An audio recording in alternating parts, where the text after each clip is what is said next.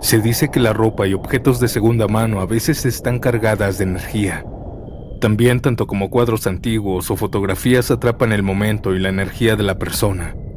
Quizá muchos no crean, pero tal vez algún alma en pena esté pegado a algún objeto que en vida quisieron mucho. Y si no me crees, te invito a escuchar estas historias que me han enviado. Mi nombre es Santiago. Comencemos.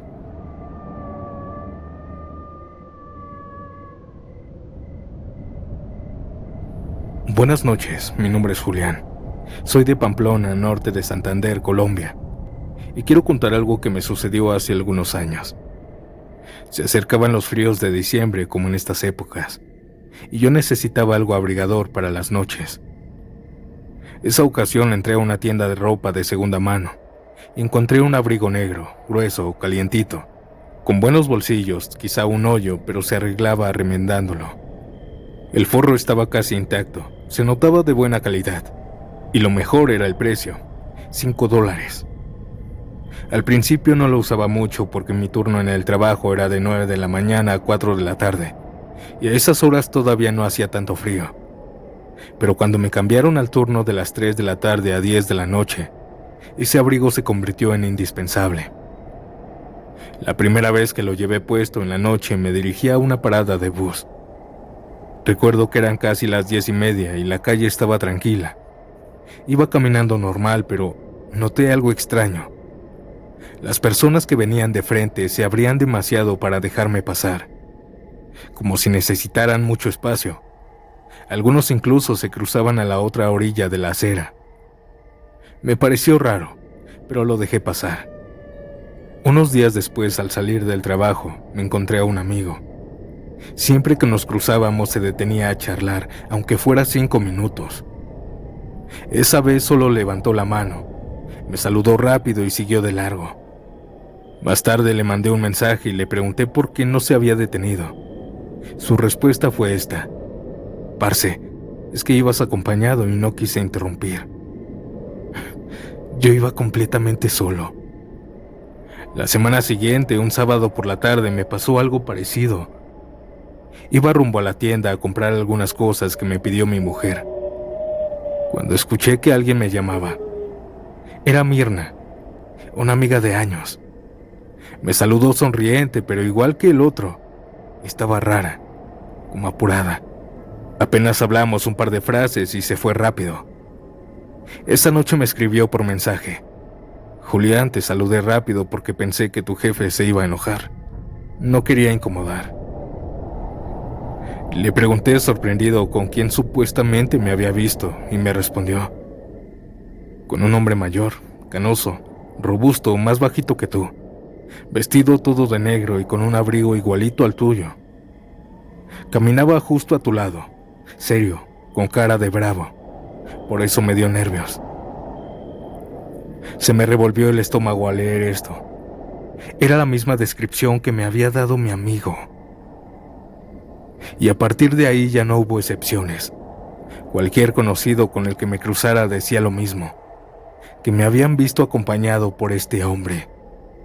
Nadie se detenía a hablarme, apenas me saludaban y seguían de largo, como si la presencia de aquel señor me estuviera siguiendo.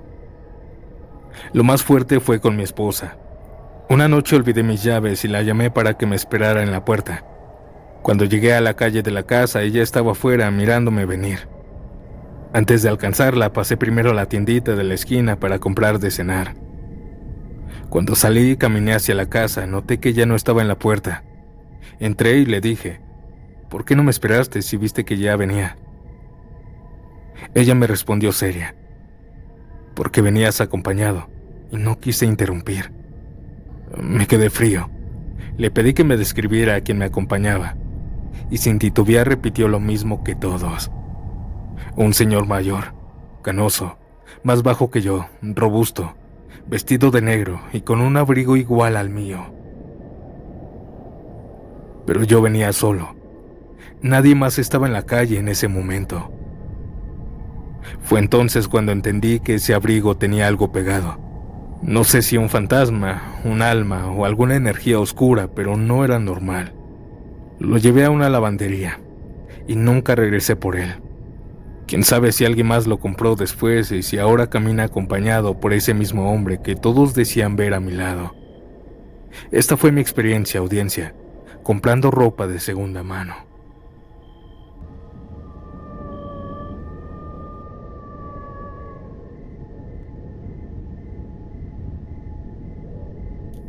Me llamo Laura y quiero contar algo que vivimos cuando mi hija tenía 6 años de edad. Hoy ella ya es más grande, pero todavía seguimos recordando a la niña del vestido rosa. Todo comenzó un domingo, en el tianguis de la colonia. Mi hija vio una muñeca de segunda mano, cabello quebrado, vestido rosa, piel morenita. Se veía usada, pero ella la abrazó como si hubiera sido lo más bonito del mundo. Costaba 20 pesos, algo así como un poco más de $1.50. Se la compré. Yo pensé que iba a jugar con ella un par de días y después la dejaría arrumbada como los demás juguetes.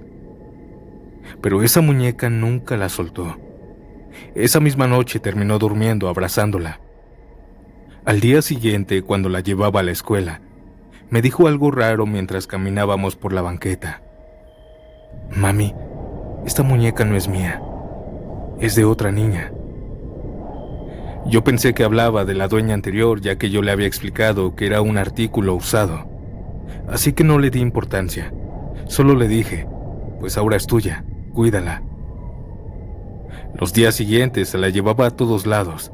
A la mesa cuando desayunaba, al patio cuando jugaba, incluso la sentaba a un lado cuando hacía la tarea. Una tarde mientras lavaba los trastes, la escuché hablar sola en la sala. Me acerqué pensando que estaba leyendo algo. Pero ella volteó a verme y la oí decir: es de una niña que no conozco, pero me habla. Me asombré. No quise interrumpir su imaginación, pero al día siguiente de camino a la escuela me soltó con total calma. Mami, la niña se llama Rebeca. Es morenita y tiene un vestido rosa como este, señalando su muñeca. Me limité a sentir, aliviada de que ella solo estaba imaginando a la muñeca hecha persona. Cosa que no fue así. Semanas después comenzaron los ruidos. Una madrugada me despertaron pasos pequeños corriendo por el pasillo. Me levanté molesta pensando que mi hija se había levantado a jugar, pero al abrir su puerta la encontré profundamente dormida, abrazando la muñeca. Otra tarde, mientras veía la tele, escuché pisadas rápidas detrás de mí. Revisé, pero mi hija estaba sentada en el patio. Se veía por la ventana. Salí y le dije que si ella había entrado corriendo, pero me dijo que no, que tal vez había sido Rebeca, pues ella estaba adentro. Le dije que ya dejara de decir eso, pero siguió jugando. Una mañana alrededor de las 11, mientras lavaba los trastes, escuché una risita. Al principio pensé que eran los hijos de los vecinos, pero cuando subí las escaleras para hacer limpieza en el cuarto de mi hija, quien estaba en la escuela en esos momentos, la escuché de nuevo. Era Clara, proveniente del cuarto de mi hija.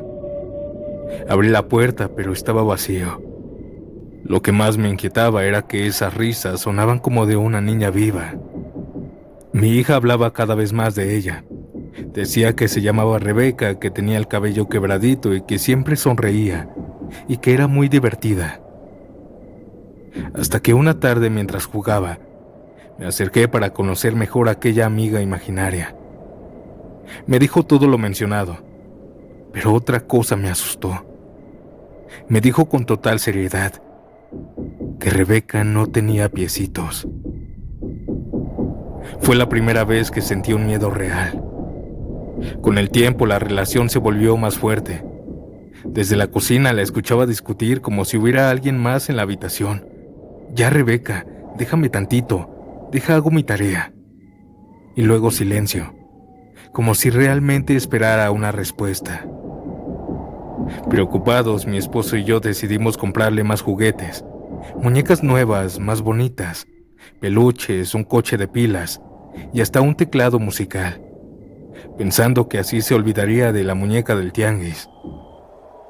Pero no funcionó. Jugaba un rato con ellos y siempre terminaba regresando a la muñeca vieja. Lo peor fue que esos juguetes empezaron a encenderse solos. El coche avanzaba por el pasillo mientras yo barría. Siempre salía de la habitación de mi hija. El teclado tocaba melodías de 2 o 3 teclas máximo por la madrugada. Mi hija decía que Rebeca estaba ahí. Más de una vez los encontré funcionando aunque mi hija estaba en la escuela. Una noche cerca de las 4 de la mañana, me despertó la voz de mi hija. Desde el pasillo escuché claramente que decía: «No, Rebeca, yo quiero dormir, mañana jugamos, algo molesta». Me quedé paralizada, me levanté y me quedé junto a la puerta. Era como si realmente estuviera discutiendo con alguien. Desperté a mi esposo y le pedí que fuera a revisar. Entró al cuarto y la encontró ahí acostada, abrazando la muñeca. Al salir murmuró molesto, otra vez con su amiga imaginaria, que según la despierta para jugar. Yo no le contesté, pero en el fondo sabía que aquello no era un juego simple de su mente. Yo seguía con mi rutina normal: lavar ropa, tenderla en el patio, preparar la comida, ir por ella. Pero cada vez más cosas me hacían sentir observada. El televisor se subía o bajaba de volumen solo. Se caían cosas de la nada, aun cuando estaban bien acomodadas. Una mañana, mientras trapeaba la sala, escuché clarito una voz detrás de mí. Me susurró mamá. Me detuve de golpe. Estaba sola. Me engañé pensando que era solo mi imaginación, o que había recordado a mi hija. Al escuchar a mi hija hablar de Rebeca me daba miedo. Pero mi hija comenzó a mostrar cariño, un cariño especial por Rebeca. Ya no solo hablaba con ella, empezó a compartir. Cuando le compraba dulces en la tienda, apartaba uno con cuidado y lo ponía en su buró. «Es para Rebeca», decía sonriendo. Al principio fue una vez. Luego, cada vez que tenía dulces, un mazapán, un chocolate, una paleta, siempre apartaba uno, o me pedía 2. Un día, desesperada, le pedí a mi esposo que me acompañara con una medium que nos recomendaron. Ella vino a la casa con velas, hierbas y copal. Recorrió los cuartos y se detuvo en el de mi hija. Cabe aclarar que nunca le dijimos nada, solo le habíamos dicho que hiciera una limpia.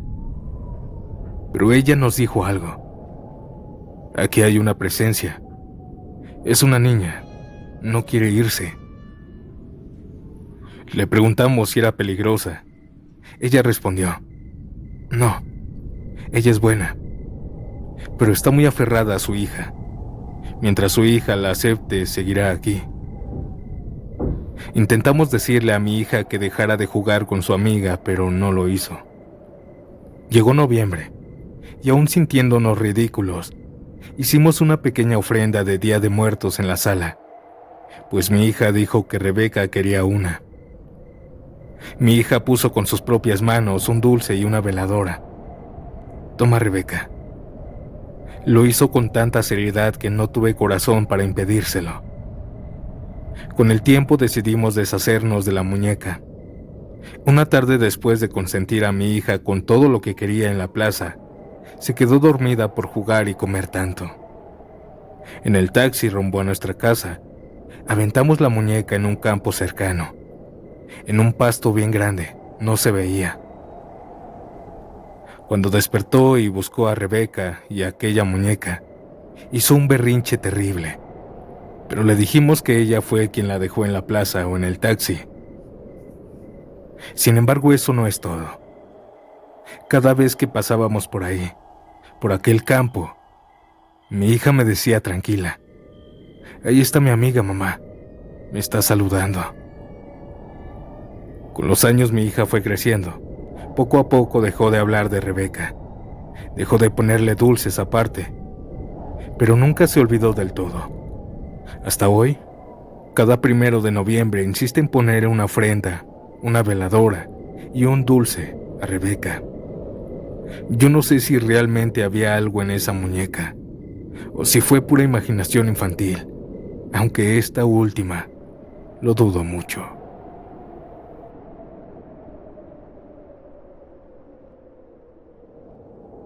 Audiencia, ¿qué les pareció esta historia? No cabe duda que a veces es posible que las cosas que han querido en vida otras personas, incluyendo niños, pueden seguirlas aún después de la muerte. Ahora pasemos con el siguiente relato. Pero antes, deja tu like, comparte este video para llegar a más personas y comenta la hora en la que escuchas Estación Siniestra. Ahora sí, sin más interrupciones, continuemos.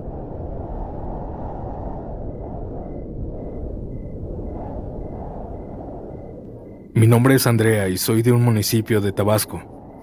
Quiero contarles lo que me sucedió con un cuadro que compré hace unos años atrás. Era septiembre y el clima ya estaba frío. Pasando por una tienda de antigüedades encontré una pintura que me llamó mucho la atención. Era una acuarela de estilo antiguo, como medieval. En el centro estaba pintado una pareja de ancianos, los dos muy delgados, de piel pálida, apoyados en bastones improvisados con ramas. El hombre llevaba una capa oscura, la mujer un vestido largo, grisáceo. Sus rostros eran inexpresivos, miradas fijas. Y atrás de ellos un paisaje hermoso, montañoso, verde, con cabañas. Me costó apenas 200 pesos. Me pareció bastante barato, pues la calidad parecía buena y sería una buena decoración en mi pared. Le daría carácter a la sala. Lo colgué en la pared principal, justo al frente del sofá. Al principio solo era un cuadro extraño, pero pronto la atmósfera de la sala empezó a sentirse diferente. Cuando mi esposo y yo veíamos películas, teníamos la sensación de que alguien más estaba ahí con nosotros, como si la sala ya no fuera solo nuestra. A veces el cuadro aparecía torcido y otras veces lo encontré volteado, como si alguien lo hubiera movido. Le preguntaba a mi esposo, pero él decía que no era quien lo hacía. Cada vez era más fuerte la sensación de que los ancianos nos seguían con la mirada al caminar por la sala. Nunca vimos que se movieran, pero esa mirada inmóvil era suficiente para incomodarnos. Pero esto no fue lo más extraño. Lo extraño fue que los vecinos comenzaron a hacer comentarios. Una noche al regresar de la tienda, mi vecina me preguntó en tono casual: ¿quiénes son los viejitos que se asoman siempre por la ventana vecina? Me quedé confundida. No teníamos a nadie mayor viviendo con nosotros. Otro vecino, unos días después, me dijo mientras barría la banqueta: Doña Andrea, anoche vi a 2 personas en la azotea de su casa. Eran unos ancianitos muy blancos, parados, quietecitos, mirando a la calle. Yo hasta pensé que eran sus abuelitos, pero no se movía nada. Yo lo negué, pero por dentro sentía un escalofrío. La gota que derramó el vaso fue una mañana. Una vecina vino a devolverme una olla que me había pedido prestada. La invité a pasar y al atravesar la sala se detuvo al frente del cuadro. Lo miró sonriente y me dijo: «Ay, amiga, qué detallazo que hayas pintado así a tus abuelitos. Son los mismos que se asoman en la ventana, ¿verdad? Qué bonito». Me quedé en shock. Le respondí rápido: No tenemos abuelitos en la casa. Solo vivimos mi esposo y yo. No me asuste, vecina». Ella insistió entre risas nerviosas: «Ay, no me diga eso. Yo los he visto varias veces en su azotea. Blanquitos. La verdad, a veces me dan miedo. Diles que no salgan tan noche. ¿Qué tal y se caen?». Me quedé muda. Ella hablaba en serio, aunque trataba de disimularlo con risa. Esa misma tarde, cuando escuché eso tan escalofriante, bajé el cuadro de la pared. Lo saqué al patio, lo rompí en varios pedazos y los quemé en una cubeta de metal. Las acuarelas se retorcieron en el fuego hasta volverse cenizas.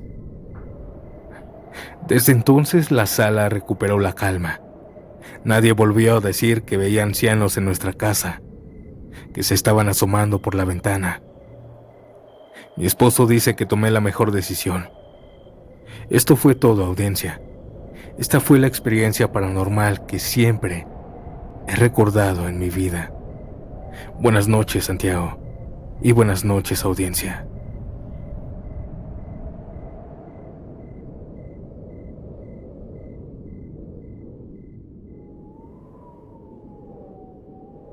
Me llamo Jerry. Soy de Tula Hidalgo y quiero contar algo que me pasó con unas fotografías antiguas que compré sin pensar mucho.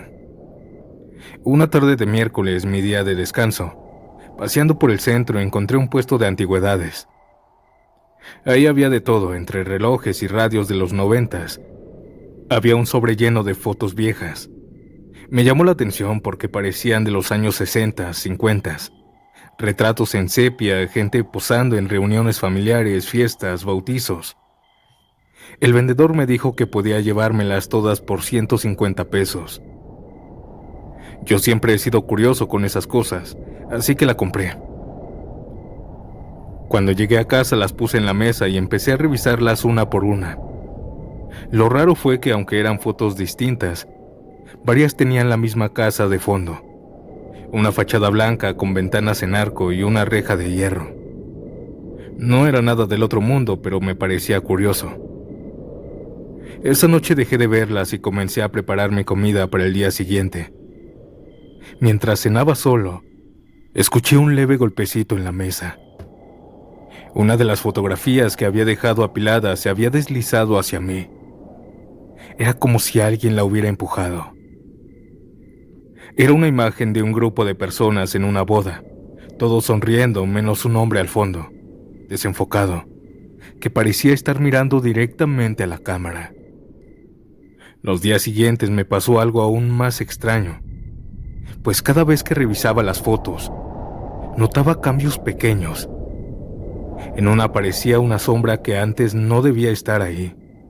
En otra la expresión de alguien parecía diferente, más seria, o a veces con una sonrisa que no estaba. Pensé que era mi imaginación, así que las guardé en un cajón. Una tarde, al llegar del trabajo, encontré varias de esas fotografías tiradas en el piso de la sala. Lo inquietante fue que estaban acomodadas en fila, una tras otra, formando una especie de camino hacia el pasillo. Seguí ese rastro hasta llegar a la puerta de mi cuarto. Pensé que alguien se había metido, así que me puse a buscar, pero no había nadie, y nadie tenía las llaves de mi casa. No dormí bien esa noche. Unos días después invité a mi hermana a la casa, sin decirle nada. Le mostré las fotos y ella las vio rápido. Y sin darme tiempo de hablar me preguntó: ¿por qué guardas fotos tuyas en una casa que no es esta? Yo me quedé confundido. Le expliqué que yo no conocía a esa gente ni a esa casa, y que ahí ni siquiera había nacido. Entonces me señaló una foto en particular. Era un grupo de personas en una sala, y en el reflejo de un espejo, juraba que salía yo, parado detrás de ellos. Ella me decía: aquí estás, aquí, fíjate bien, pero no se veía nada. Seguí conservándolas como colección, pero cada vez que las agarraba, juro que aquellas personas cambiaban de expresión. Desde ahí ya no pude soportarlo. Esa misma noche recogí todas las fotos, las metí en una bolsa y las dejé en el contenedor de basura de la esquina. Quise olvidarlo, pero los pocos días revisando y haciendo limpieza saqué algunas cosas de la parte de arriba del ropero. Y ahí, en ese lugar donde yo no había guardado nada por meses, encontré una de esas fotografías. Una fotografía que tenía una familia sentada en sillas de madera, pero todos parecían borrosos de la cara. Al verla pude sentir miedo, náuseas y temblor en mi cuerpo. Ni siquiera pude mirarla nuevamente. La saqué, la hice bola y la aventé a la calle. No sé si alguien recogió ese sobre, pero algo me dice que esas fotos buscan quedarse con alguien. O que tal vez esa familia estaba maldita.